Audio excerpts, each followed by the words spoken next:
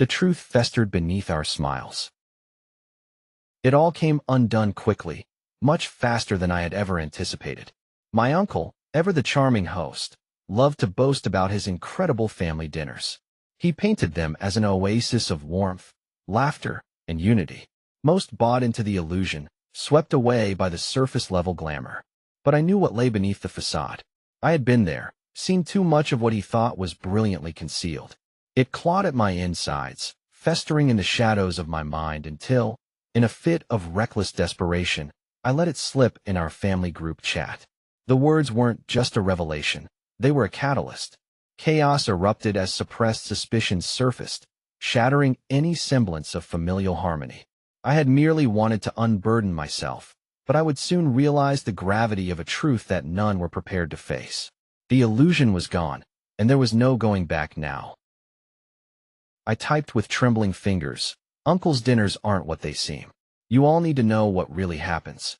The words blurred together on the screen, my heart pounding so loudly I imagined the entire house could hear it. A shiver ran through me as if I'd cracked open a window during a storm, letting in gusts of cold night air. The seconds stretched into something almost unbearable in their silence. Beneath the glow of my phone screen, the room felt like a suffocating void, a vacuum. I could almost hear the asthmatic wheeze of the winter air outside pressing against the glass. I sat curled on the edge of my narrow bed, drawn inward as if trying to fold in on myself. My pulse buzzed through my wrists, a relentless, throbbing reminder of the line I had just crossed. My gaze flickered to the family portrait hanging crookedly on the wall, filled with unseeing eyes. Perfect smiles frozen forever, but they didn't know, couldn't know, what lurked behind them all along. In that infinitesimal pause before the world imploded, I thought about all the nights I sat at that heavy oak dinner table, the one with clawed feet like something out of a Gothic novel. Uncle's cool charm always belied something sinister, a master at disguising his vile nature under the guise of familial love and tradition. Each laugh, each too long touch when no one else was looking. It was all poison slipping slowly into our shared bloodstream. I blinked, feeling the burn of tears starting to form. No one would expect this disruption, not here, not in the digital sanctuary where family updates and mundane banter were the norm. But I couldn't carry it any longer. The weight of knowing, the oppressive understanding that our shared dinners were a grotesque theater. Then, with a tinny buzz, the silence shattered. A reply from my sister. What do you mean, really happens? Are you drunk? I let out a soundless breath, fingers hovering above the keyboard as my mind scrambled for words. This was it, the moment I couldn't take back. The precipice was behind me now. I had already jumped, and gravity was pulling me into the unknown. No, I'm not drunk. Uncle isn't who he wants us to think he is. I typed, feeling the bite of nails digging into my palm as I squeezed my hand into a tight fist. As though anchored in place by my admission, I imagined her shock, her confusion. It would soon spread like wildfire through our close-knit circle. Another message came through from Mom, sweet, oblivious Mom. Honey, you're scaring us. What is going on? Desperation clawed at my throat. They had to understand, had to see through my eyes. Or else, this confession would be nothing but a whisper in a hurricane. I tightened the chain of uncertainty around my chest, knowing I had to pour the vivid ugliness of truth onto the screen before my courage could ebb away, leaving only guilt in its wake. Uncle. He does things he shouldn't, things I've seen. I sent, the words feeling more tangible, more damning with each letter. There was a pause, longer this time. The silence wrapped around me, thick and heavy. My phone seemed an alien weight in my hand as I watched the status flicker. Typing. I swallowed hard, knowing this was just the beginning. The room felt colder, almost like the walls themselves braced for impact. When the next message came, it would either close the door I had forced open, or it would explode into a chaos I feared and fled from for too long. My chest tightened with a bittersweet mix of dread and liberation. I held my breath, waiting. Their words flooded my screen faster than I could read, each message a sharp reminder of the tempest I'd unleashed. It was all there, my life's underbelly now exposed, raw and unfiltered, clicking under the weight of judgment. A headache tapped persistent at my temple, but I forced myself to focus, squinting through the barrage of notifications that blinked with a relentless urgency. "How dare you air our family's laundry like this?" blasted in from Uncle John, the old guard of our family's secrets, his outrage pulsing through the words. I could picture his face, the deep crimson it always turned when things went south, the veins a road map of his fury. My sister, Marla, sent another. "You've crossed a line. This isn't just about you." Her words echoed with a mixture of shock and betrayal. Every letter typed hard into her phone, I imagined, fingers stabbing the screen with incredulity. The screen kept blurring with tears I didn't realize had started to fall, and I wiped them away with the back of my hand. I could hear the faint echo of my breath, shaky, trying to stay steady amid the chaos bubbling over. A notification from my mother, short and stabbing. A single word. "Why?" The weight of that one word sat heavy on my chest, a silent plea wrapped in raw disbelief.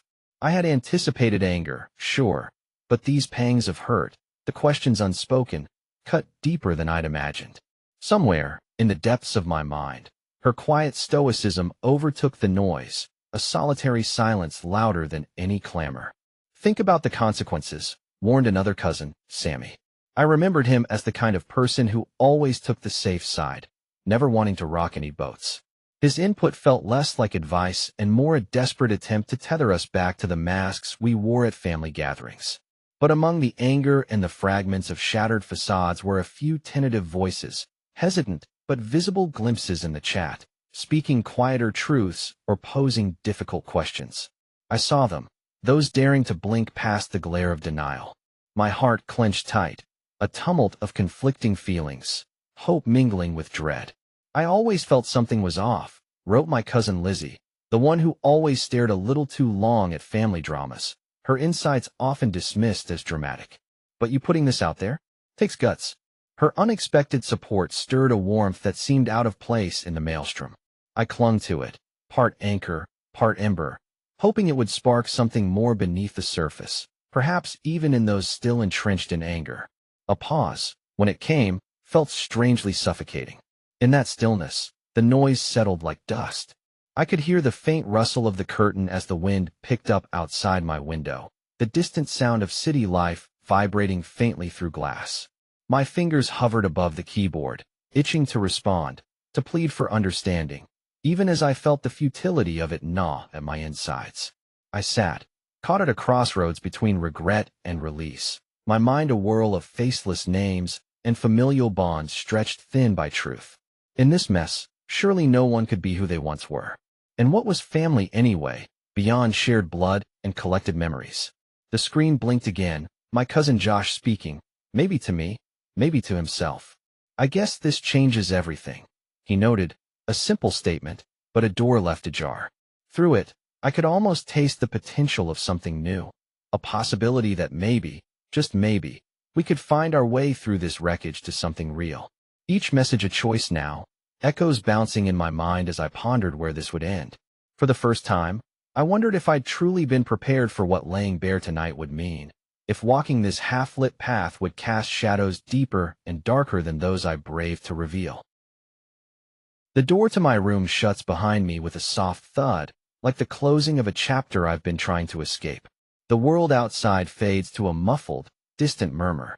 Alone, I let the weight of the evening settle across my shoulders, heavy and suffocating. It's a strange concoction I feel. Fear, yes, but also something like vindication. As if finally acknowledging a hidden truth. I collapse onto the edge of my unmade bed, staring vacantly at the ceiling that's hidden under layers of shadows. My mind is a haunted carousel of memories, each spinning vividly to the forefront of my consciousness. Dinners. Always the dinners. The polite clinking of silverware disguising the tension that lay across the table like an unwelcome guest. His eyes, those eyes, sharp with a hidden malice, flicking towards me with an omnipresent scrutiny that made me retreat inward to a place far darker than this room. "Why do you even bother?" His voice, silky smooth yet laced with venom, echoes in my head. Each syllable feels like a tiny incision, a repetitive slice into my self-worth. Those words, disguised in seemingly innocuous banter, reverberated louder than any laughter we did manage to share. I feel my fists clench involuntarily at my sides, nails biting into flesh as if to root myself in the present, away from the past that claws at me. Memory after memory unspools. The chilled, air-conditioned atmosphere keeping the discomfort contained, yet intensifying the emotional frost. Whenever I dared to speak, his interruptions would cut me off like a guillotine, precise and swift, leaving my sentences incomplete, thoughts abandoned midair. The others around the table, faces I should have trusted, would laugh uneasily, glossing over the tension with a shallow camaraderie. They knew, or perhaps sensed, the undercurrent of discontent, but chose the path of ignorance paved smooth with nervous laughter and glazed eyes. I retreat deeper into myself, curling onto the bed, letting the room go dark around me. Each memory is a scalding lash, yet it fuels me, urges me forward. His whispered degradations were like chains, manacles of the mind that kept me tethered to a perception of self sketched not by my hand, but by his insidious remarks. Yet now, these chains feel brittle, cracking under the weight of my realization. But what terrifies me more is the part of me that seeks this vindication, that finds solace in the possibility of retribution. It feels wrong, like peering into a mirror and not recognizing the reflection. I wanted to speak out, expose the darkness, but what would that make of me? Perhaps I too am tangled in this web of guilt and conviction, each thread pulling tighter around my heart.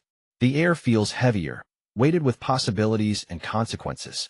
The realization of a shattered facade, a twisted veneer of politeness hiding something far more sinister, settles in. I wrap my arms around myself, seeking comfort in the solitude, hoping it can provide a clarity I desperately crave. The clock ticks unforgivingly, its rhythm steady and indifferent to my inner turmoil.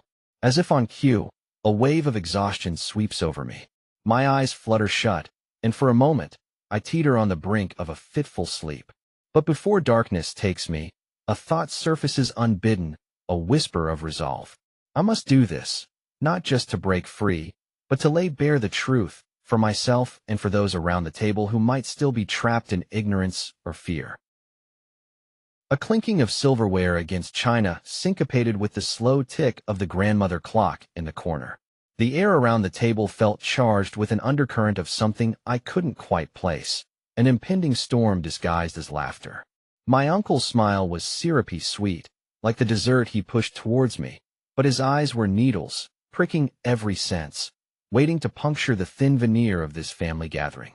"Tell us about school," he said, his voice wrapped in a velvety false warmth that would disarm most people. The type of tone he perfected, a deceptive comfort before the gutting. He took a modest sip of his wine, watching me over the rim of the glass, waiting, sizing me up. I tried to swallow the hard lump of tension lodged in my throat. "It's fine," I managed, forcing a smile to stretch across my lips. "Just busy, you know." "Oh, I remember. Lots of energy for the bright ones." His words were innocuously framed, but the way he leaned forward, eyes narrowing, added an edge, an accusation only I could hear.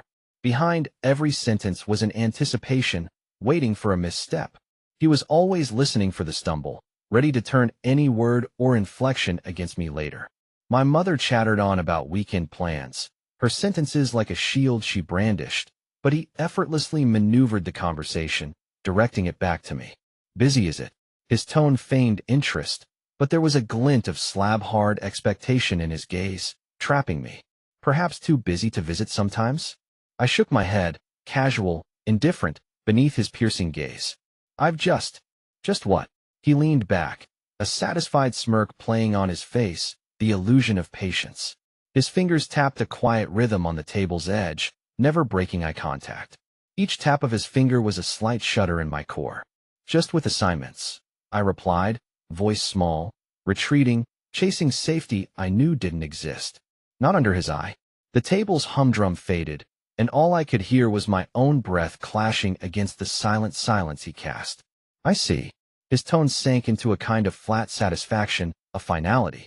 He released me from his gaze to bask in the ripple effect playing across the table, where my parents exchanged awkward glances and nervous laughter. Quiet chaos. He had what he wanted, the power to unsettle, to unbalance, to showcase who controlled the room. Then there was that moment, the cold pause where his eyes flickered back to me, a quiet thunder. It was like watching a masked performance unravel, the illusion slipping and allowing the raw cunning beneath to surface. In that void, I saw how my world was his stage, my struggle his script. The meal continued, a parade of obligatory forkfuls of food swallowed down past my tightening throat. My mother laughed, a sound more musical than genuine, a chime in the heavy atmosphere. Her glance skidded over me, assuring safety that didn't exist.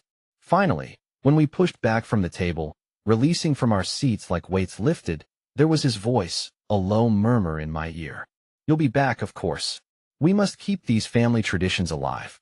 I nodded automatically, an automaton guided by years of training under his strategies, guards stripped yet again before I'd even realized the battle had begun. As I glanced back, I caught the gleam in his eyes, the chilling satisfaction with his orchestration. Somewhere beyond, the clock struck, each chime a distant echo of my own heartbeat, hammering a persistent plea for escape I knew I must find. And yet, lodging in that sound was a hesitant promise buried beneath resignation. Each tick a countdown to when silence would no longer suffice. Their quiet confessions felt like potential allies, faint sparks in the shadow of my uncle's looming image. The pounding rhythm of the earlier notifications had slowed, leaving behind a trail of half-finished sentences and half-believed reassurances. I sat with my phone clutched in my damp palm, the device feeling heavier than seemed possible. Each ping had been an echo of my own desperation, ricocheting back at me in a series of dismissive, cautious replies that, for the most part, screamed of disbelief layered with polite indifference. But then, in those moments of quiet, just when I thought the whirlwind had finally suffocated any semblance of hope I had, a new kind of message began to appear. It started with my cousin, Anna. Her name popped up on my screen, and my heart skipped a beat, not from dread, but an unfamiliar anticipation. We hadn't been close since childhood, the years carving trenches between the once shared bond of all-seeing, all-knowing adults versus us. I hesitated before opening her message, fearing more of the same weary platitudes or hesitant reprimands. My thumb hovered over the screen, and with a deep breath, I gave in. "Hey, I saw your post. It's brave, what you did," she wrote. My vision blurred slightly as the words settled in. I took a moment, letting that small nod of acknowledgement anchor me before continuing. "I never told anyone." Anna's message continued almost timidly, like she might still retract the admission. "But I've been noticing things too. Strange things." The shift came over me like the first gentle breeze before a storm clears, and I allowed myself to breathe. We exchanged tentative paragraphs, careful and disbelieving. Her own experiences, little flashes of suspicion and poorly swallowed doubt, mirrored mine. The generosity of her honesty felt like a balm. As if Anna's courage summoned others, more notifications appeared.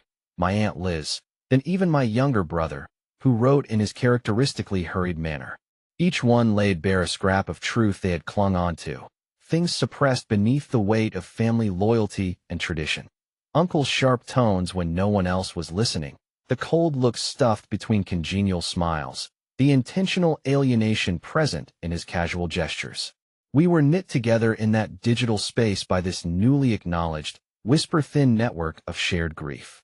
I wasn't alone in my observations after all. There was something deeply broken hidden beneath his charming facade, things I wasn't alone in seeing. It shook me to my core, but in a way that also steadied me against the isolation. For every muted recollection that dripped onto my screen, there was an echo within me, an affirmation I hadn't imagined at all. I let my replies take form, no longer rushed or buried beneath frantic need. Instead, each message became a thread, plotting an intricate tapestry woven from shadows now brought into the light, a tapestry built by more than just my hands. Yet, even in that flicker of shared understanding, there lurked the tight coil of anxiety. What did this mean for us? For me? Did knowing there were others who had seen what I had seen really change anything? The path ahead was no clearer than before, albeit slightly less lonely. The walls of this newfound solidarity felt thin. How much pressure before they cracked? The thought was unsettling. I knew that our tightly held secrets drifting into the light put us at risk, individually and together. In the tender growth of this solidarity, I found a fragile sense of hope branching out over the trembling uncertainty. The shadows had been exposed, at least enough for now, and we had created a small, imperfect net to catch each other. I paused, holding on to these connections as tightly as the phone in my hand, aware the protests had only just started. I read their defenses of him, each insistence on his virtue curdling something bitter and defiant within me. The glow of my laptop screen was the only light in the room, casting long shadows on the walls as if to amplify the chaos that echoed in the silence. My heart was bruising with a kind of hurt that felt foreign and acid-like, corroding away at any illusion of peace. The chat was a battlefield, an eruption of loyalty versus betrayal, an eruption that seemed to fracture my world into jagged shards. Words sprawled feverishly across the screen. He's always been there for us all. You're just stirring trouble. One post read, its text slicing through the virtual din. The air in the room seemed to tighten, choking a little laugh out of me. One part horror, one part sardonic release. My mind latched onto every syllable, branding them into memory. Yet there were others, voices like mine, desperate yet fervent, waging their arguments with a vehemence born of betrayal. You don't know him like we do. We've seen what he's capable of when the doors are closed. Those words wrapped around me like a lifeline, each letter standing in solidarity with my silent screams. I leaned forward, the rattling hum of my ancient heating system a distant rattle behind the fervor of the chat. Fingers hovered over the keys, trembling with the weight of holding back, while my eyes skittered over each fresh influx of loyalty and disbelief, anger and justification. Names flickered in rapid succession, and with each familiar avatar, the knot in my stomach tightened. My cousin Carol chimed in, her words dripping with a certainty only those in blissful ignorance wear. You're making it worse, just shut up. We don't need this. Her dismissal crashed over me like cold water, and I swallowed hard, tasting bile, tasting regret. The cursor blinked at me, daring, inciting. A gentle metronome to the storm in my chest. I hesitated, the weight of the decision a boulder on my shoulders. How easy it would be to close it all, run, erase all doubt in the judicious quiet of ignorance. And yet here I was. I couldn't let the curtain fall again, let the web of comfort swallow up the truth like it was nothing. I typed slowly, each letter heavy and deliberate, like chiseling the epitaph of a grave. What he's done is not okay. Just because it didn't happen to you doesn't mean it didn't happen at all. My body thrummed with the tension of releasing those words into the wild, the accompanying rush both intoxicating and terrifying like standing on a precipice.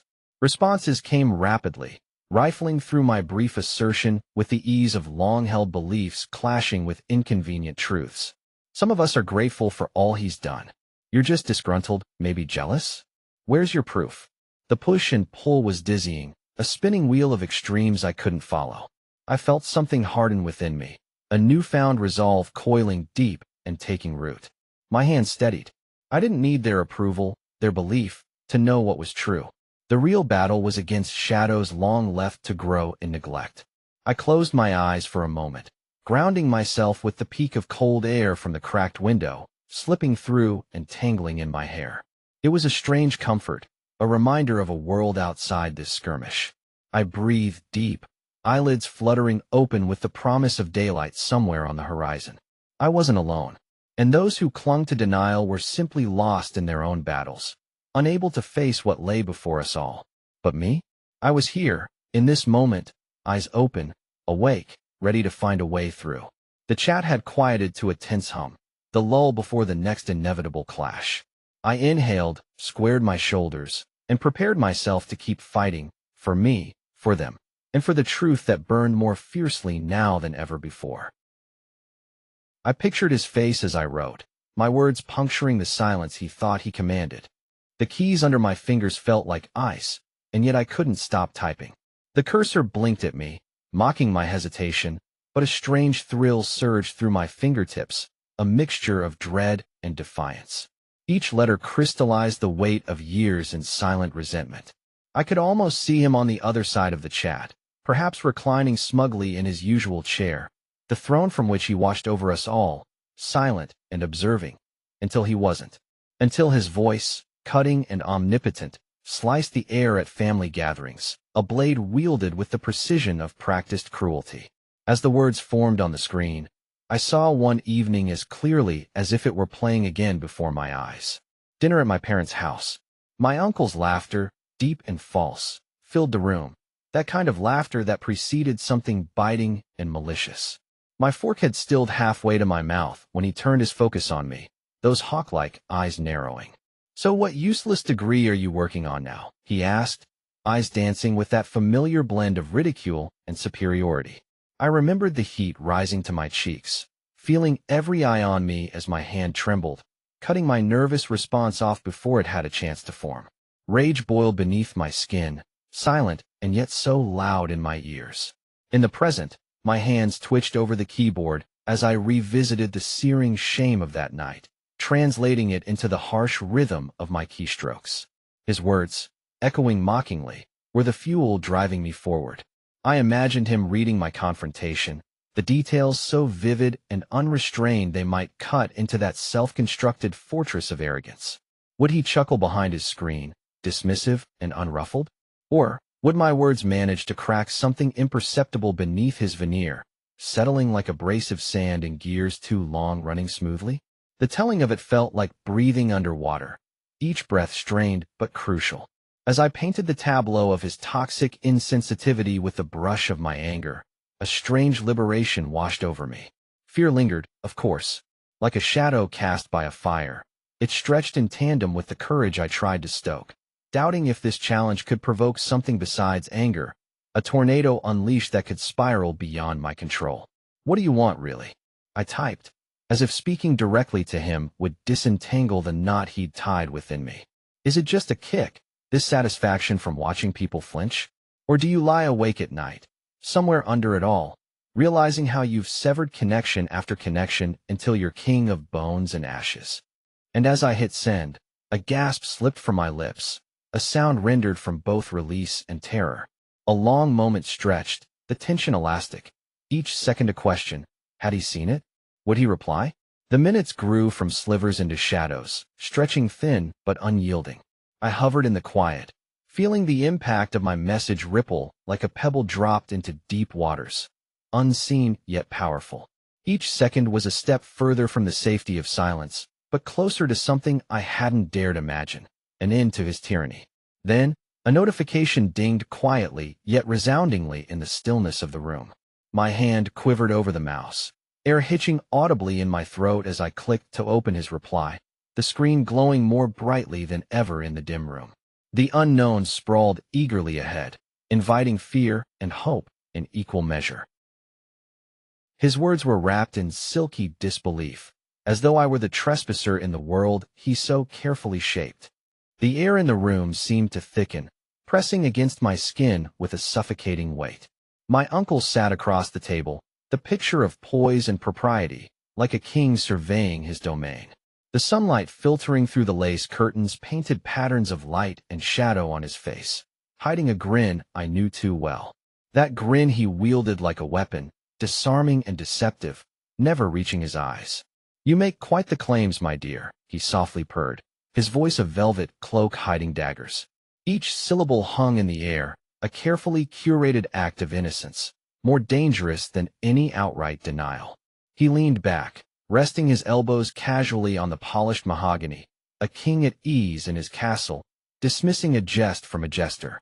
I could feel the anxiety clawing up my throat, a wild, frantic flutter that nearly stole my breath. I tried to hold his gaze steady, like standing against a storm with nothing but my own shaky conviction for shelter. His eyes, piercing and cold, were pools of seasoned deceit, challenging, daring me to speak. But words felt like glass in my mouth, shattering under the pressure of his unyielding scrutiny. I'm not making claims, uncle," I heard myself say, my voice a brittle echo. "I'm telling the truth." He let a mournful sigh escape his lips, a theatrical lament that disguised his dismissal. As if caught in the grip of profound disappointment, he shook his head slowly, sending a ripple through the room like the unfolding of an unwanted secret. "Truth, my child," he continued, his eyes locked onto mine, unblinking, "is a slippery affair. People often twist it to fit their narrative when faced with their own missteps. The words slithered into my ears, each one soaked in cunning, designed to coil around my growing doubts. I fought against it, gripping the edge of the table until my knuckles blanched, anchoring myself to the tangible in a sea of intangibles. You can make things right, I insisted, my voice straining against the suffocating illusion he so deftly wove. Why won't you just make things right? He interrupted with a soft chuckle, tempering its insolence with maternal affection. My dear, you must understand that such tales can have consequences. Aligning yourself against me might only lead to regret. The room felt colder, his words twisting in the space between us. Each word was calculated, a strategic allusion to family ties, loyalty. Familial webs spun tight, with coercion and grooming. He'd caught me once in this tangled skein, blurring right with wrong, and yet here I was again, battling for my own sense of reality. I'm not aligned against you, I said, though even as the words spilled out, I wondered if I was reassuring him or myself. I just want you to stop. He remained there, silent and statuesque, the self-appointed arbiter of truth. His silence spoke loudly, louder than any protest might have. My pulse drummed in my ears, a feeble rhythm of defiance struggling within the confines of his kingdom. I could feel the heat of anger boil just beneath my skin, turning my resolve into molten steel. The path you think you walk upon, he murmured, dismissing me with a wave of his hand, is but a shadow, a reflection. Reflect upon that. He turned away, the finality of his dismissal as sharp as any blade. The gaze he offered now was one of closing doors, his defense perfected over years of practice. As he left the room, the deceit hung in the air like smoke, too slippery to grasp, too poisonous to ignore. Left alone, I sat in the silence, with only the stubborn thrum of my heart for company. The battle lines were drawn. My uncle's words, dipped in spun sugar, hid a venom that was tasteless, yet deadly. Conviction wasn't safety, I realized, but a beginning, my voice wrestling against his, a fragment of truth, the only light in a room of shadows. In their gradual softening, I saw hope, a tiny fissure in the towering walls of his deception. It was the way they glanced at each other now, eyes that once met with unwavering certainty, but now flickered with something else, something raw and unfamiliar. At the dinner table, our sanctuary of routine and rehearsed smiles, there was a tremor rippling beneath the surface, a quiet dissonance in the harmony we had all pretended to believe. Here, under the dull hum of the dining room light, surrounded by the familiar clink of forks against plates, the world as we knew it was beginning to show its seams. My aunt was the first to speak, her voice tentative, barely audible over the noise of evening calls and kitchen clatter. I've been thinking about that summer, she said, words slipping through the cracks like water. My heart skipped, hanging suspended in a moment that stretched beyond time, anchored in the gravity of her words. No one breathed, each of us frozen, afraid that even the smallest movement would shatter this fragile moment into splinters. I watched my mother's face, searching for the ripple of acknowledgement, anything to show that she too felt the shift in the air, the slow ebb of a tide we'd been fighting against for so long. That summer, my uncle repeated. His voice was a steadying force, but I could see the flicker of doubt dancing beneath his confident facade. He tried to wear his arrogance like armor, but it was tarnished, worn thin by years of truth pressing beneath, a quiet rebellion. Silence deepened around us, a collective breath held in the gentle perch of anticipation. No one dared look directly at the boiling pot. It was too hot, too dangerous to tackle head-on. But we all felt it, a knowledge passing silently between glances, unspoken truths skirting around the long shadows cast by old lies. My heart pounded in my ears, a relentless drumbeat echoing with the anxiety of years spent in the thrall of those shadows.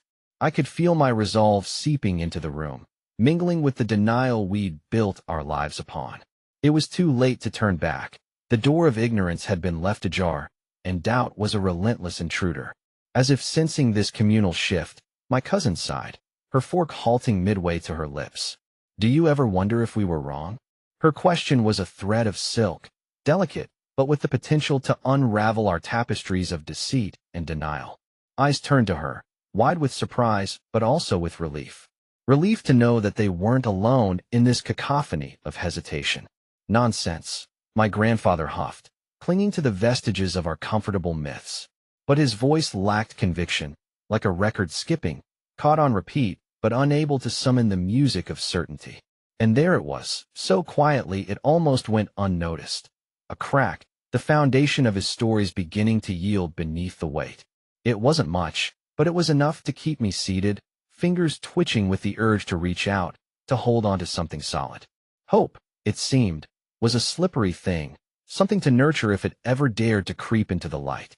The table fell silent again, each of us sifting through our memories, dusty treasures trotted out under the harsh scrutiny of newly brave eyes. It hurt, sifting through the possibilities, the maybes and could-have-beens. But it was a kind of pain that felt good, the ache of potential, of what might be if we just allowed ourselves to lean into the discomfort, to embrace the possibility of truth. In that room, with our conflicting desires and fractured loyalties, amid the clatter of everyday life, we made an unspoken agreement. This was the start, the spark pooling at our feet, the promise that maybe things didn't have to stay the same, that maybe we carried more agency than we'd realized. For the first time in a long while, I saw them not as guardians of confusion, but as fellow travelers on this tentative journey towards understanding the past, a past we had the power to reframe, if we only dared to reach for it. The chatter of their voices still lingered in the corners of the room, like echoes I couldn't quite grasp entirely. It was strange, almost surreal, being surrounded by people who finally saw me. Not just the facade I'd polished over the years, but me, the raw and unvarnished truth. For once, I felt untangled, freed from the sticky web of misunderstanding that had clung to me for what seemed an eternity. Yet, in this moment's quiet aftermath, a new, unfamiliar sensation crept in, solidarity. I sat alone in the dimly lit room, a speck of serenity amidst the storm I'd courageously unleashed.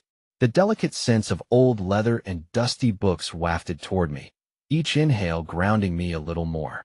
My fingers traced the worn fabric of the couch, its familiarity drawing out an introspective calm. I was awakening to a reality that now included allies, people who dared to stand beside me, even when the darkness threatened to swallow us whole. For so long, I'd shouldered everything alone. The truth was a weight no one else dared bear. It seemed stitched into my very skin.